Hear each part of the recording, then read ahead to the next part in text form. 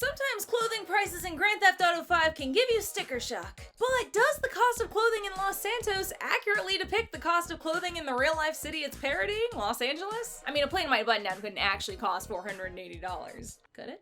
Well, who better to find out than an actual Los Angelino? So today we'll be looking at how much the clothes in the 3 major clothing chains in Los Santos cost and how they compare to their real-life counterparts. And to get the most accurate data, we'll be venturing out to different stores in LA to do some ground-level research. That's right, I'll be driving all over town in some of the worst traffic in the country to visit some of the most populated hotspots in LA. And all I can say is, y'all owe me some gas money. But I'll take a sub or a nice comment instead.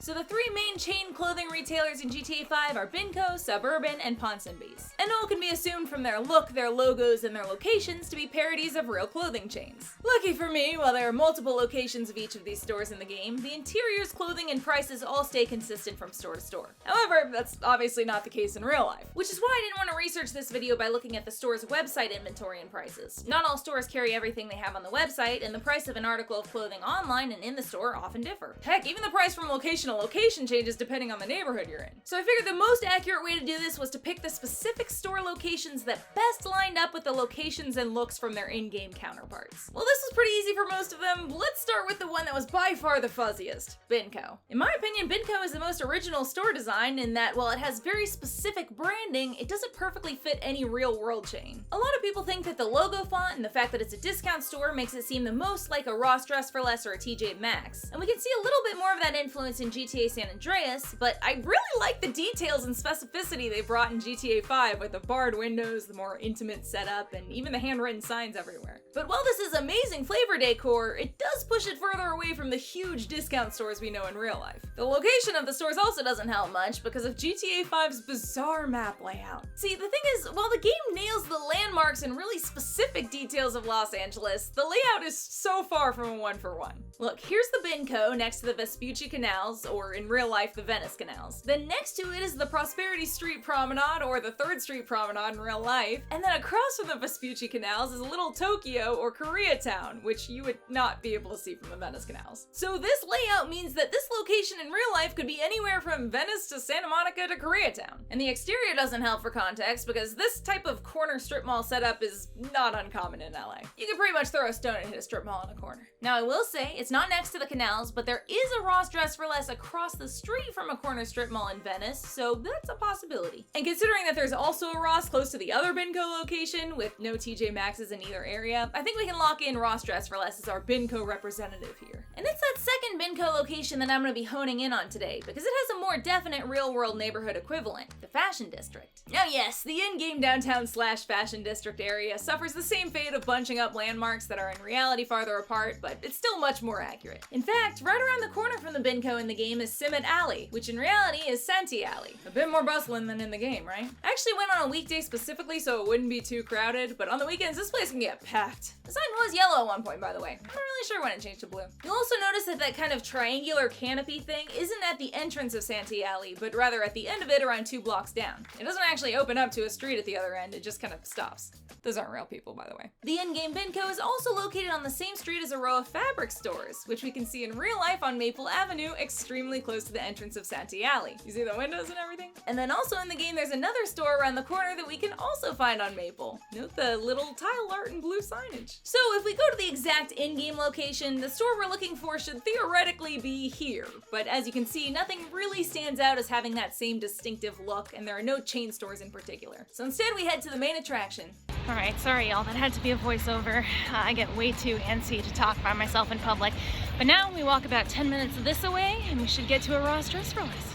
Hopefully. And we finally made it. No bars on the windows, but lucky you do. So obviously, I'm not gonna be able to find a match for every piece of clothing, but I did my best to find 1 or 2 really well matching things from each category to compare the prices. First up, I found a shirt very similar to the blue check shirt, and I'm not considering the undershirt as part of it since he wears the same one for a lot of the looks. I'll just assume he brought that from home. We would be able to get this shirt for $15. Technically $14.99 because Ross prices every single thing at X dollars and 99 cents, but I ain't playing those reindeer games. game, so I'm rounding it up. I also thought it'd be way easier to find a t-shirt with a sports logo or Los Angeles on it, but surprisingly, this was the closest I could get. A very reasonable $4. And they didn't really have too many jackets or long sleeve shirts. In LA, January 4th comes and we just toss all that warm stuff out. There's no need for it. So the only things I could find there was this long sleeve tee for $9 and this jacket for $33.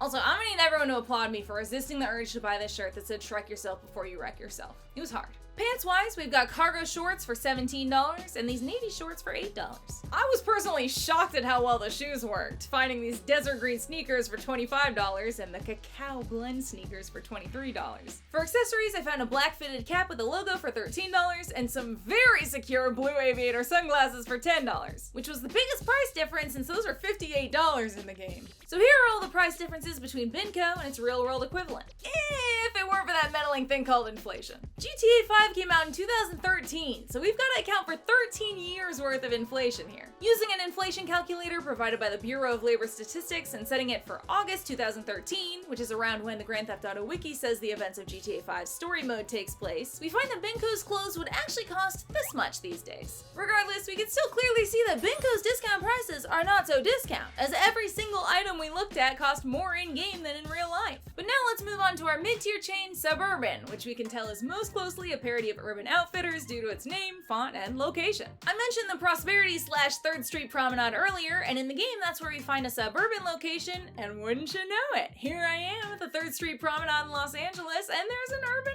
Outfitters. Their men's section was really lacking a lot of the things I was looking for, unfortunately, but I found a silver button down for $69, which was surprisingly still not as expensive as the game's $110 price tag, $152.98 with inflation. I also found a sports logo tee for $39, only $1 off the in-game price sans inflation, and a silver hoodie for $59.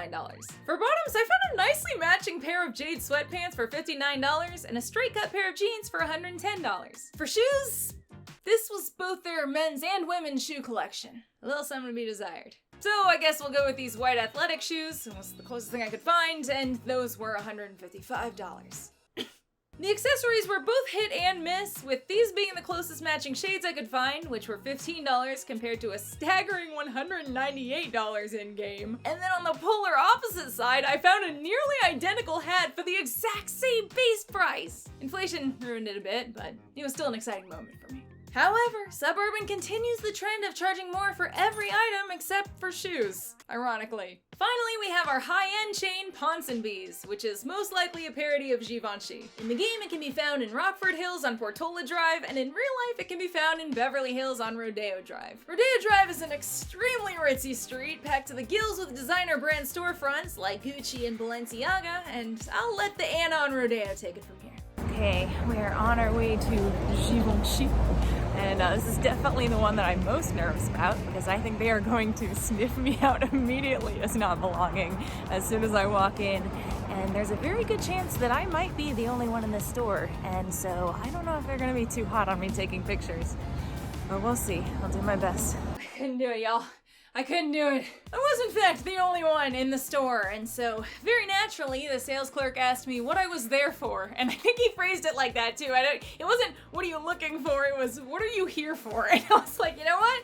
Good point. I'm so sorry. I don't know what I'm here for. I should go. No, okay, I didn't actually say that. And he wasn't being rude, by the way. He was totally fine. But all I could manage to get out was that I was there researching for a project, and I apologized for the fact that I wasn't gonna buy anything, and then I just couldn't work up the guts to ask if I could take pictures of the clothing. I was drenched. I was sweating so hard by that point. And you can't sneak pictures. Like this was the only one I got right before I headed out, but it really does feel just like this. I wanted to shrivel up inside myself. Did I mention a security guard had to remove a rope to let me into the store? Anyways, here's what I did since I didn't have the guts to take pictures. I just wrote down in my notes what they had in stock and looked at the pricing, so I'll just use pictures from their website as a visual, and you'll have to trust me that this is what they had in store. And the answer is not a lot. Which kind of makes sense since this brand is for people who really care about high fashion, and so they're not gonna have something in stock that gives 2013. That's literally out of fashion. So I did what I could here. I was able to find a white and pale blue button down for not $480, but $790. And that was unfortunately pretty much it for identical matches as far as tops go, but I think since there are so many sweaters in the game, and sweaters are something that Givenchy carries, even if it's a bit of a visual stretch, I still think the price of a Givenchy patterned sweater is still valuable and pertinent information, which is $2,400 by the way. I did find a pair of beige chinos for $990 and a nice pair of black dress shoes for $1,020.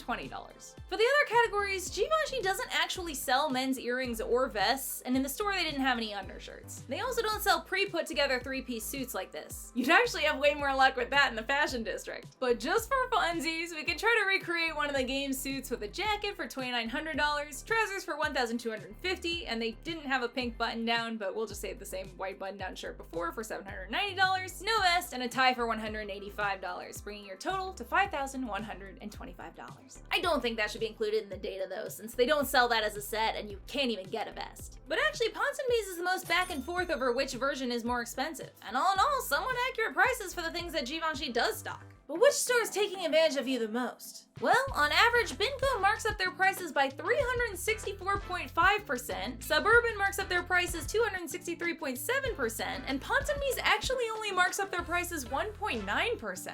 I hate to say it, but Binco shoppers, you're getting ripped off. Come to LA instead. I mean, sure, you'll be spending the cash you save on gas for back-to-back traffic, increasingly high rent, and parking fees, but it's great. I hope you enjoyed this Los Santos, Los Angeles comparison. Subscribe if you did, otherwise you still owe me gas money. And now, if you'll excuse me, I'm gonna go get the perfume stench out of my clothes that I got from simply walking down Rodeo Drive, because I smell like rich. But I'll see y'all in my next video. Bye!